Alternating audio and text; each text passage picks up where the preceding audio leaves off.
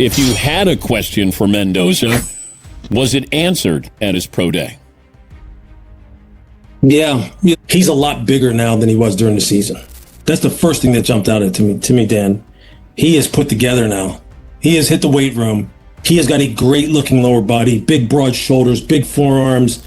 But I mean, he's put together. He looks the part of a franchise quarterback as far as how you would sculpt him and make him look. Okay, the thing I really like about him too is his presence, his command, his leadership skills, style, the way in which people respond to him when he's around them, the way in which the players gravitate towards him, listen to him, take his instruction, work with him. Like, the workout was all conducted by him. I know I put on social media the fact that I had never seen, and I've been to pro days for a long time, I've never seen a quarterback take charge of a pro day in the way in which he did, meaning, and I was standing right next to John Spytek, the GM of the Raiders, when this was happening, and John and I scouted together in Philly, and I said, John, have you ever seen a quarterback do this? He's like, no. A former NFL front office executive just watched Fernando Mendoza's pro day and walked away comparing him to one of the greatest quarterbacks in NFL history. Not one of the good ones. One of the all-time greats. And the NFL scouts who are still not sold on Mendoza? They are about to make one of the biggest evaluation mistakes of this entire draft cycle. This is not hype. This is not combined season optimism. This is a serious, well-informed football evaluation from one of the most credible voices in the game. And the picture it paints of Fernando Mendoza is one that should have every team picking in the top 15 rethinking their entire draft board right now. But before we get into the full breakdown of what happened at that pro day, we need to talk about the specific moment that stopped the entire room cold. Because what Mendoza did before a single pass was even thrown tells you everything you need to know about who this young man is. Plus, we are going to get into the comparison that is going to ignite a debate across every NFL draft room in the country. And we will break down exactly why the scouts who are dismissing Mendoza are using the wrong measuring stick entirely. Stay locked in. Here is the context. Fernando Mendoza just completed one of the most remarkable seasons in recent college football history. He transferred to Indiana, took over a program that nobody outside of the Big Ten was paying serious attention to, and proceeded to throw 41 touchdown passes while leading the Hoosiers to an undefeated regular season. 41 touchdowns. An undefeated season. Against Big Ten competition that included road games at some of the most hostile environments in college football. And yet, heading into the draft process, the conversation around Mendoza has been dominated by what he supposedly cannot do. He cannot make the off-schedule throws. He cannot improvise like Jaden Daniels. He is not an elite athlete in the mold of a Caleb Williams. The draft media has spent months building a case around Mendoza's limitations instead of his actual football output. And it gets worse. Some evaluators are actively pushing him down their boards based on physical trait concerns. Not his arm strength, not his accuracy, not his decision-making, but the optics of whether he fits a certain prototype that the league has been chasing ever since Patrick Mahomes redefined what a franchise quarterback can look like. The NFL has become so drunk on the idea of the next dual-threat superstar that it is genuinely in danger of missing a classic pocket passer who wins football games at an elite level. We will come back to that in a moment, because there is a very specific historical parallel that explains exactly what is happening here. Now here's where it gets really interesting.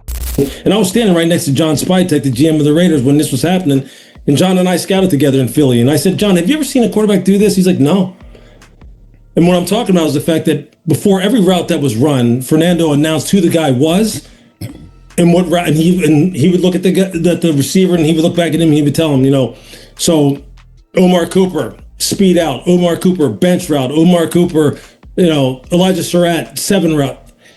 He was really trying to highlight his guys and make sure people understood this is who he is, this is what he's about to run, and we're about to kind of show you the kind of communication that we've had, why we played the way we did this past year, and I want you guys to really focus on the fact that this is who this guy is so you can really dial in on his skill set. And he wasn't doing it to kind of shine light on himself, although it did shine light on him. He was trying to highlight his guys. And see, we all at this time of year kind of forget and don't put enough emphasis on football and personal character and leadership because we become enamored with, well, can he throw the football? Let's talk about what actually happened at Fernando Mendoza's pro day. Because the most important moment did not involve a single throw. Before any route was run, before any pass was caught, before the evaluation officially began, Mendoza took command of the entire workout himself. He stood in front of every scout, every executive, every coach in that building and personally introduced each one of his receivers by name, announced the specific route they were about to run, made direct eye contact with that player, and then turned back to the audience of decision makers and essentially said, "Watch what we built. Watch the communication. Watch the connection. Watch why this offense worked." The Raiders GM was standing in the room watching this happen and turned to the evaluator next to him and asked if he had ever seen a quarterback do this at a pro day. The answer was no. In years and years of attending pre-draft workouts, nobody had ever seen a quarterback take charge of his own evaluation in that way, not to put the spotlight on himself, but to deliberately highlight his teammates and demonstrate the relational intelligence that produced their on-field success. That is not a small thing. That is a massive thing. Because what Mendoza was doing in that moment was showing every decision maker in the building the one quality that no combine drill can measure and no 40-yard dash can quantify: genuine leadership. The kind of leadership where your teammates want to follow you, where they trust you, where the relationship between the quarterback and the skill players around him is built on real communication and mutual respect rather than the inherent authority that comes with wearing the number 1 jersey. Think about how many quarterbacks have been taken in the top 10 of the NFL draft over the past decade who looked spectacular on the physical metrics and then spent 3 years alienating their locker room because they had no idea how to actually lead human beings. The league is full of them. Athletic, strong-armed, physically gifted players who failed because the human dimension of the position was never evaluated seriously enough. Mendoza is the opposite of that story. And the evaluators who are paying attention to the right things understand exactly what they saw at that pro day. Now let us address the comparison that is going to generate the most controversy, because it deserves to be taken seriously rather than dismissed as draft hype. The Peyton Manning parallel is not about arm talent or statistical production. It is about something harder to measure and more important to sustain success.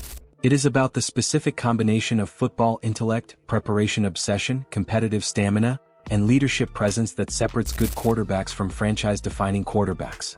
The ability to walk into a new environment, a new team, a new system, new players who do not know you yet, and immediately galvanize everyone around a shared standard of excellence. That quality is extraordinarily rare. And the evaluators who watched Mendoza do exactly that at Indiana are not throwing out this comparison lightly. Here is what Mendoza actually did at Indiana that makes this parallel credible.